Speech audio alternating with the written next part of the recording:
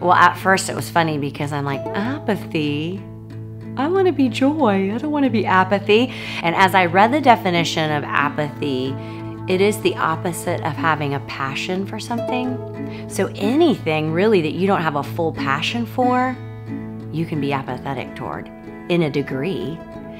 And you can be apathetic towards things because you can't be great at everything. Someone who is a perfectionist wants to be great at everything. I'm not a perfectionist. I'm okay with that.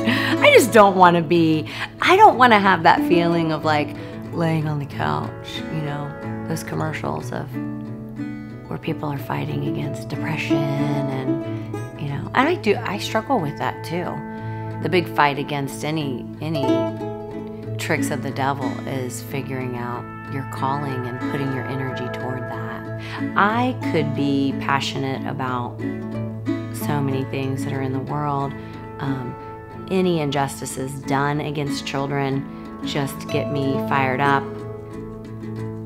When you look at how God has made you, how He's wired you, and you can really dive into what He wants you to do, what His will is for you, then you find that passion, you find that life calling. And yes, you can have the days where you just veg out on the couch. That's not apathy. And I think that's what I was picturing at first. I can never have another day of just binge watching Netflix. No, it's not that. It's like this continual cycle of never finding a passion. And when you look at how He's created you, the gifts He's given you, God has designed you uniquely with a certain personality, you will find that call.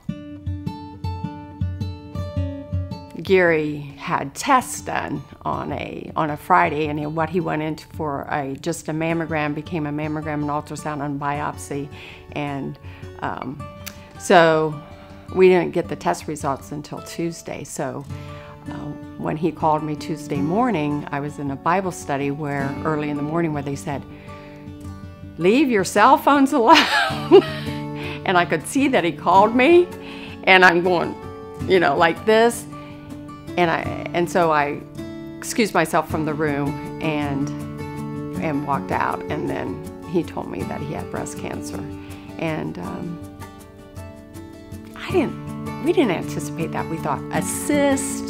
The kids, the grandkids were roughhousing with him and something happened, but never breast cancer. So that was so uncertain because you hear women having that, but not really men. So what does this mean? How can they help him because he's a man? I didn't know that there were so many different doctors that specialized in breast cancer and oncologists. You have an oncologist for chemo, you have an oncologist for radiation, you have the doctor who did the surgery. It's crazy.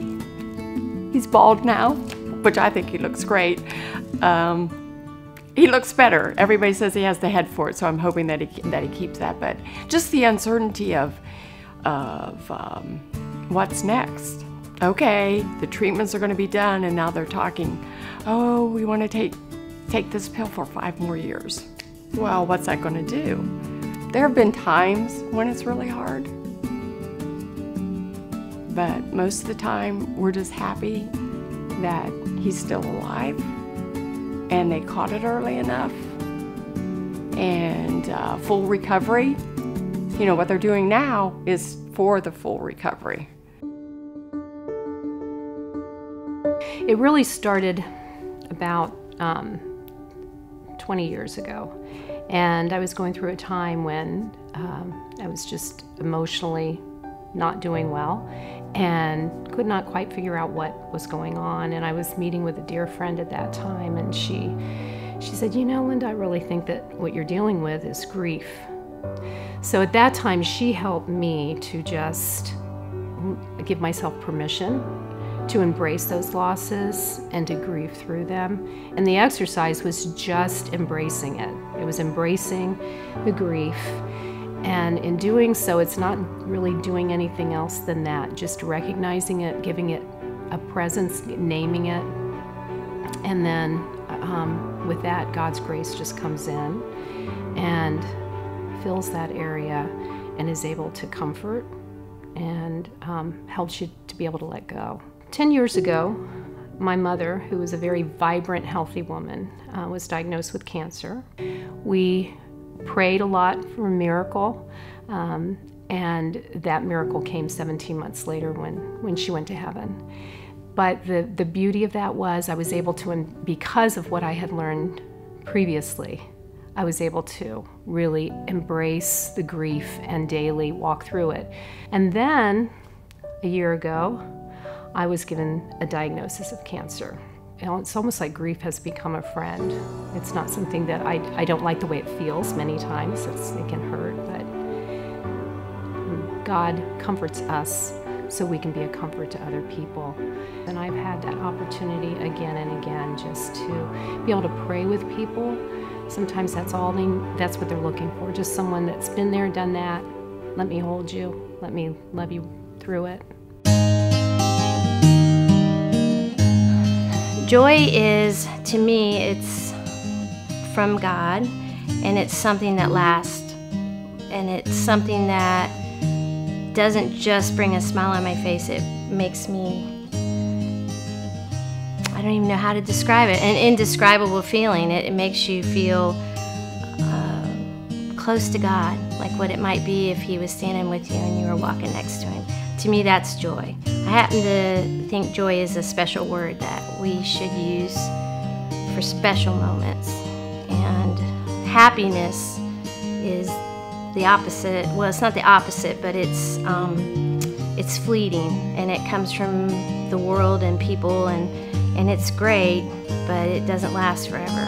I remember a pivotal moment, and that wasn't all that long ago, maybe about a year ago. And I was just in the studio, and it just a random thought, which of course we know isn't random. It's probably, yeah, reading the scriptures, but I couldn't tell you what exact scripture I read that day. But it was, I just had this thought come across, I get to, because I had this goofy grin on my face. Nobody was around, it was just me. And I thought, why am I grinning? You know, what was it?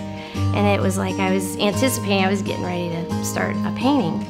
And I thought, I get to play with God every day, you know? As a creative, I mean, whether you're a musician or a writer, any time you do anything creative and you engage the Holy Spirit, they call it the zone in the art world, and that's, to me, the same. Embracing the glass half empty and the glass half full creates a full glass. Light and dark together are how we have the fullness of Christ. To me, rest, in the very simplest term, just means to stop work.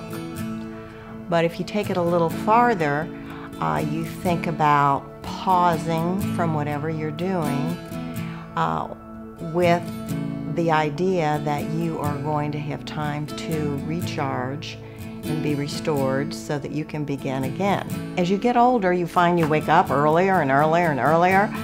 And I used to kind of fight that, but I don't anymore. Just in the quietness of my room, I just really try to be still and know that God is there.